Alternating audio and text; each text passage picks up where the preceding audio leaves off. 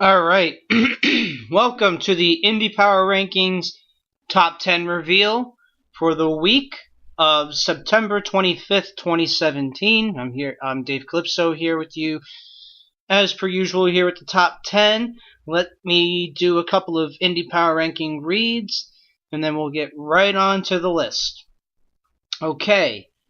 You can buy our shirts at ProWrestlingTees.com/IndiePower. The website where you can participate in the weekly online poll voting is IndiePowerRankingsIPR.wordpress.com. Our Facebook page is Facebook.com/IndiePowerRankings. You could also search Indie Power Rankings for our open Facebook group where anybody on the indies can promote their various merchandise, fan pages, and upcoming events, and much more. Our Twitter account at Indie Power Rankin', leave out the GS, and our Instagram at Indie Power Rankings. Okay, let's get to the People's Champion here this week at the Indie Power Rankings. The People's Champ for this week is Ray Fury at _Ray Fury. That's REYFURY. Fury gets his second People's Champion award amidst some very good competition this week. The Federated Champion got on the pole when he beat John Saxton on September 23rd to retain the title. His fans rallied and came up with 90 votes to easily win the online voting competition in convincing fashion. Be sure to give him a like on Facebook at facebook.com/King. King FUROREM, and follow him on Instagram at KingFury_. Alright, that is the People's Champion this week. Now, we only have reads for top 3, so let me go from 10 to number 4 here on the Indie Power Rankings Top 10. Here we go. Number 10, Chris Brooks.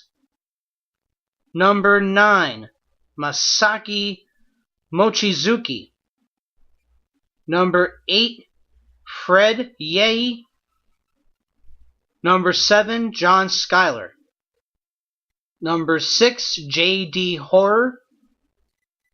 Number 5, name I haven't seen in a while, Absolute Andy. Number 4, Zack Sabre Jr. Alright. Here we go. Number 3. Number 3 on the Indie Power Rankings for the week of September 25th is Derek Neal. You can follow him at Derek Neal 91.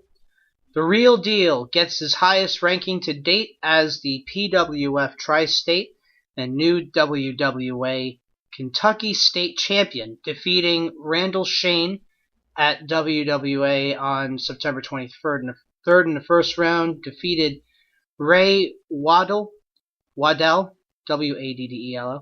in the semis, and then defeated Crutch in the final to win the Kentucky Classic Tournament to become the inaugural champion. Neal is really an unsung talent in the Midwest, but with him starting to rack up titles and a high ranking like this, people are going to start giving him some of the respect that he has deserved for quite some time now.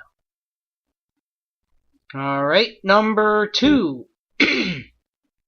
Aaron Williams at Planet Williams 1. The baddest man alive. The baddest man alive barely misses out on a third straight week at number 1, but with a number 2 ranking, he continues to push his way up this year's IPR 100. The IWA Mid-South World Champion defeated Alex Colon at Rockstar Pro on the 20th, then defeated Shane Mercer and Devin Moore in a triple threat at IWA Mid-South on the 21st to retain the title. Then defeated Mance Warner on the 23rd to retain again to go 3-0 for the week. He really beat some great competition, and if it wasn't for a certain person's resume at number 1, Williams would have been sitting at number 1 once again. That said, he performed well in the online voting competition as well. Came in 3rd with 24 votes. Williams has had really a hell of a September in the Midwest. And yes, 2 straight number 1s last week and the week prior, and this week at number 2. Only to fall short to this week's number 1 ranked wrestler on the Indie Power Rankings for the week of September 25th, 2017, and that is Tony Storm at TonyStorm_. This WWE Mae Young Classic competitor used that platform to launch herself into stardom, no pun intended, as the SWA Undisputed World Women's, Progress Women's, and new World of Stardom champion defeats Kaylee Ray at Stardom on September 18th, then defeated Yoko Bito the same day to win the 5-star Grand Prix tournament,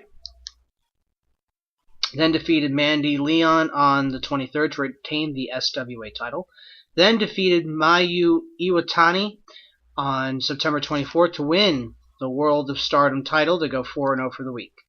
Despite some great weeks around the world of independent wrestling, Tony Storm was able to sweep the official voters' ballots at number 1 as she just continues to make a huge name for herself all over the world.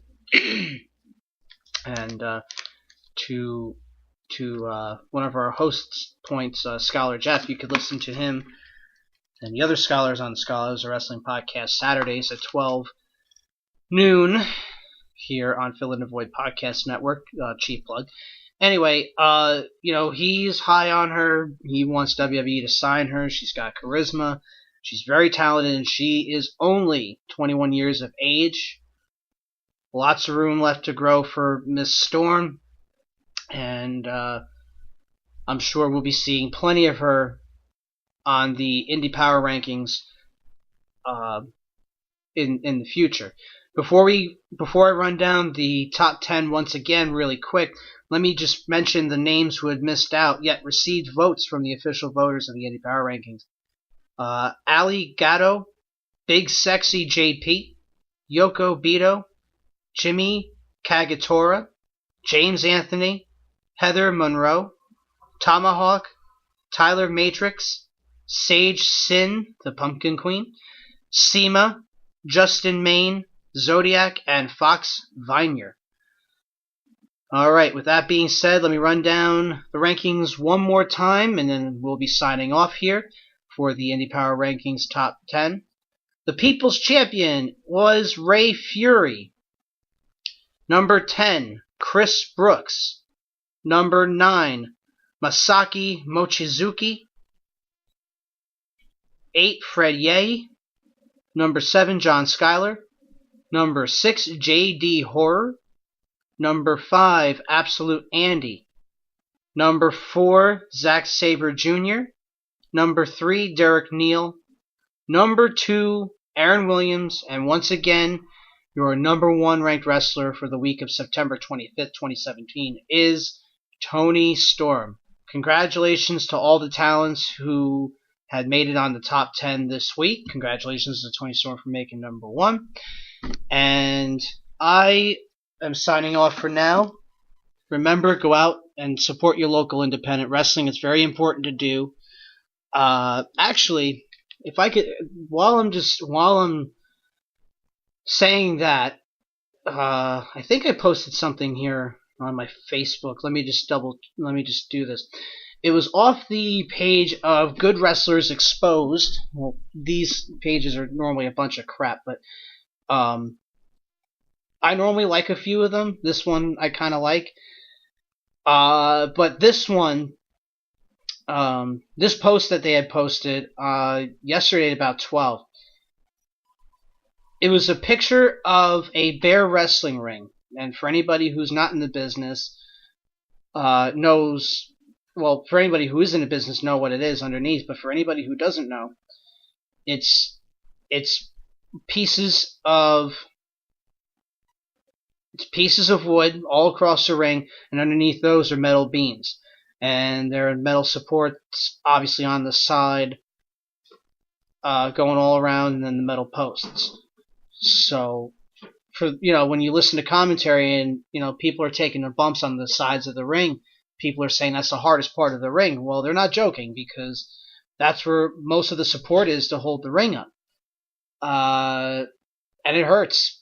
Been there, done that. It definitely hurts. So, I want to read this post and just keep it. You know what? I'll share it. I'll share it on my Dave Kalypso Facebook page to just to see if if you guys want to take a look at what I'm talking about. But here's what the quote said accompanying this picture. This is a bear wrestling ring. This is before you see the thin layer of padding and the canvas to make it look good. There is maybe 1 to 3 inches of padding. Fact. This is what professional wrestlers are taking bumps on. Independent contractors, end quote, are treated as badly as circus animals. Well, depends on who you speak to. They don't get paid a whole hell of a lot. That's fact. But do it for the love and the passion of the sport. Maybe it's stupid, maybe it's not. So next time you're at a wrestling event, shake the wrestler's hand, say thank you. Most importantly, buy some merchandise from them, because truth be told, there isn't much money in independent wrestling. It helps them pay the bills, it helps them get to the next town, and helps keep their passion burning. Well, few things to that. I mean, again, if you're a certain name in indie wrestling, you're going to make money no matter what, because the promoters will pay you to be at their show wherever it is around the country, or more importantly around the world. But I do agree, having been there, done that, there isn't a lot of money to be made in wrestling. I mean, truth be told, a lot of wrestlers get paid, well, I'm not going to say amounts of money, but they get paid enough to put a tank of gas in their car, either to get home, or if they're doing a long weekend, just to get to the next town, maybe. So the money that a lot of these guys, especially if they're starting out, if they're being paid by they don't get a lot from the promoters, and that's why you see a lot of these men and women push for merchandise. Pro Wrestling Tees is a huge help for that as well. But a lot of these guys have gimmick tables and everything else like that, and they're looking to sell their stuff to make sure that they get